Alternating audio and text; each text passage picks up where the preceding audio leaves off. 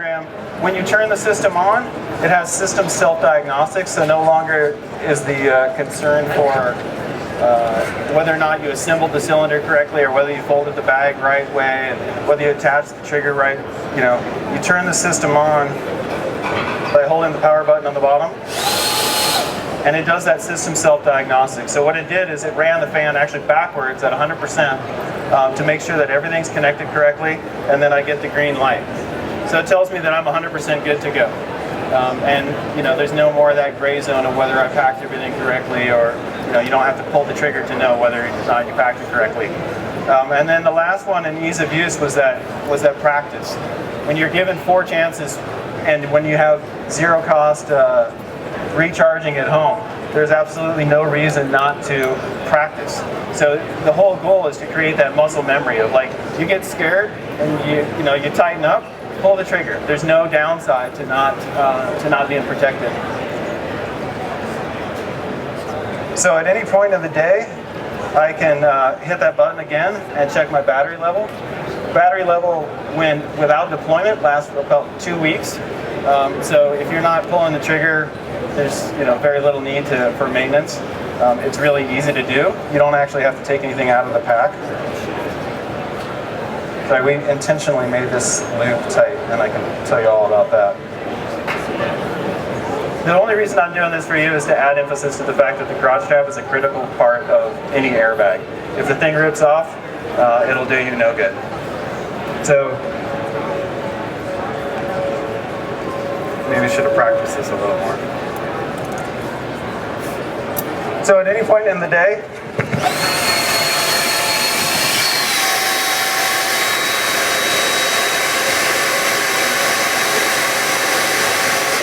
I can pull the trigger. If I wanted to, I could turn it off right now. But that first 9 seconds is totally hardwired. Like, there's no way to stop that. And it's exactly what gets you that 100% fill for the 200-liter airbag within 3 seconds. So at any point now, I could touch that, I could hold down the power button, I could hold this thing down and turn it off and stop deployment, but it would still be activated. I could still pull it again. So if I was going in and rescuing somebody, I could stop the fan from running, but I would still be protected. Also, you notice this first minute is what we call the burial phase. And it's pulsing between 100% and 50%. 100% and then 50%.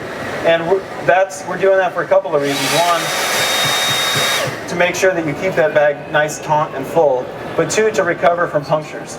So if you do get strung through the trees, which a lot of us in North America are skiing immediately above rocks and or trees, and punctures has always been that kind of the worst scenario for an airbag, we can recover from a pretty large slit in the side of the airbag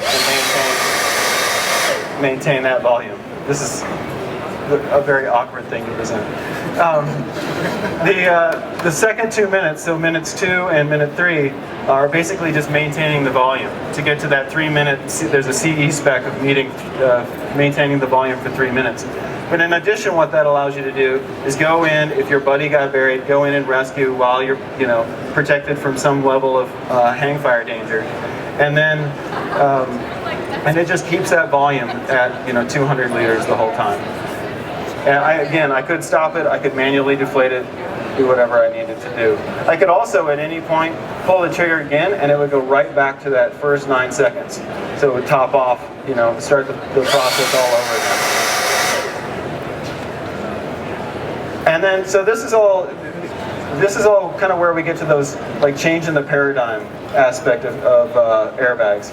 And so we get the multiple deployments for sure, but we get puncture recovery. Nobody's ever talked about puncture recovery with airbags before, because when you're dealing with a cylinder, it's a fixed space, and it's directly relevant to the size of the bag. So there's no opportunity for that. But we have an infinite air supply. And then 2, that ability to have a little bit of added volume, so 200 liters. There's no proof, no documented proof that 200 liters is better than 170 or 150, but because inverse segregation works on volume, there's absolutely no reason not to.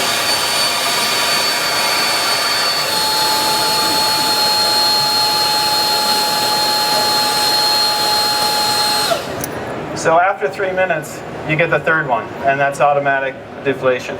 So if you are fully buried, if you're in a terrain trap or you're caught on the skin track or you're caught from above, this is the only airbag that offers you some level of protection. Some level of protection if you're fully buried.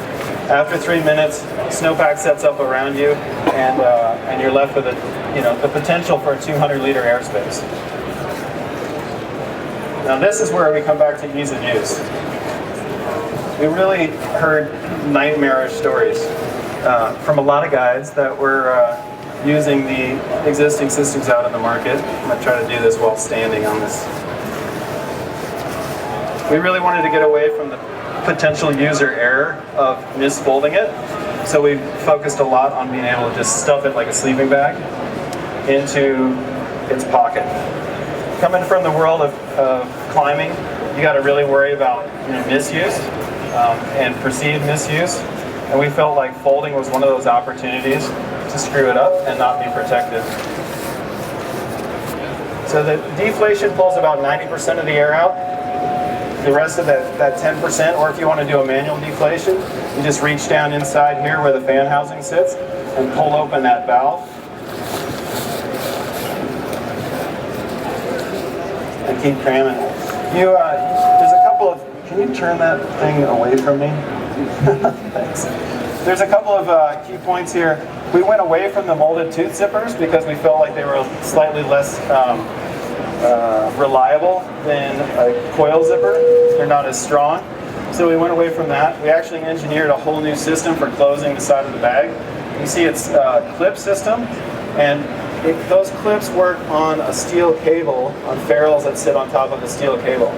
So when the cable is ready to be closed, those clips just drop right on there. Nice aggressive plastic clip, and they sit in that housing. And then when you pull it, what happens is that cable actually moves up, those ferrules move out of the way and release that clip. We wanted to go away from the variability of Velcro and the challenges of ice and snow, and also just when you're telling people that they should practice with a piece of equipment, it should work the same, the 10th time that they do it, as it did the first time. So this mechanical system is very binary. It doesn't wear out, and it doesn't ice up like Velcro does. So clip that all together, tuck that flap in, and you're good to go. Now, I didn't have to take anything out of my pack to get that thing totally back together. I didn't have to bother folding the airbag or making it nice and neat. You can see I'm actually doing it on a fairly precarious spot. And actually the whole time the airbag is still armed, so it's still ready to go. I could pull it, and then at 73 or whatever degrees it is in here right now, I have 3 more deployments. So when I do want to turn it off, I hold that button down again until the red light goes solid. And it gives me that audible warning, in addition to the visible warning, that you've just turned your system on. If you're loading up into a cat or a heli or onto a tram, you can deactivate it essentially by either just tucking the handle away in the pocket, turning it off, or doing both. Either one of those things prevents the bag from going off. Obviously, on any good day, the airbag is the last thing that you're going to be dealing with.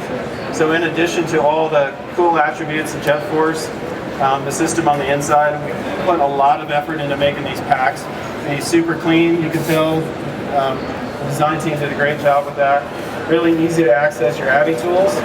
So straight up front there, it's the only contrast zipper pull on the whole thing.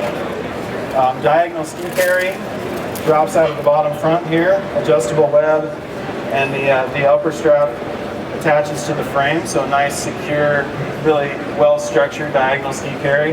And then in addition to that, the last thing that you want to be able to carry, especially if you're touring, is your helmet. So the helmet can go either up, across the front, or if you are diagonal carrying skis, you can actually loop onto the bottom. There's a little bit of a design challenge trying to find 2 positions for that thing when you can't cross the airbag pocket like we've done in the past. And then of course it carries a PLA as well. So another little loop that pulls out of the bottom there. We're doing under the BD brand, we're doing 3 sizes. This is the 11, and that refers to the cargo volume. So it's the same cargo volume as our Bandit pack. And then we have the Halo here at 28 liters on the inside. It's the same as our Anthem pack that was new for this season. And then the Saga 40. So kind of a out-of-gates client, like heli and cat client. A quiver of 1 touring size, and then the big guide multi-day pack. And then Peeps is also doing a 24 and a 34, and POC is also doing a POC version of the 11 as well. So if all of them come in 2 torso sizes, so small, medium, and medium large, because again, on any good day, you're more concerned about the fit and the performance of the actual pack than you are about the airbag. And we feel like you spend, you know, $1,100 for the 28, that your pack should feel comfortable, it should fit you well, and it should be easy to use all day long without a big compromise in the way that it performs. You'll notice a dramatic difference in the way that this pack carries, because all the weight of the system is in the battery, and it's directly pressed up against the lumbar of each of these packs. So big pack panel access. This is the 11-liter version, and you can see down in the bottom here, the battery sits right up against your lumbar, so the weight distribution is exactly like your own center of gravity, so it skis really, really well. The fan housing's on the other side, on one side, and then the charge plug actually comes out right next to the battery and allows you to plug it in, you know, as often as you need to, whether it's weekly or bi-weekly or daily if you're practicing a lot, without taking your kit out of your bag. You know, the goal is that you don't have to unpack everything to get everything back in and ready to go. Did I miss anything?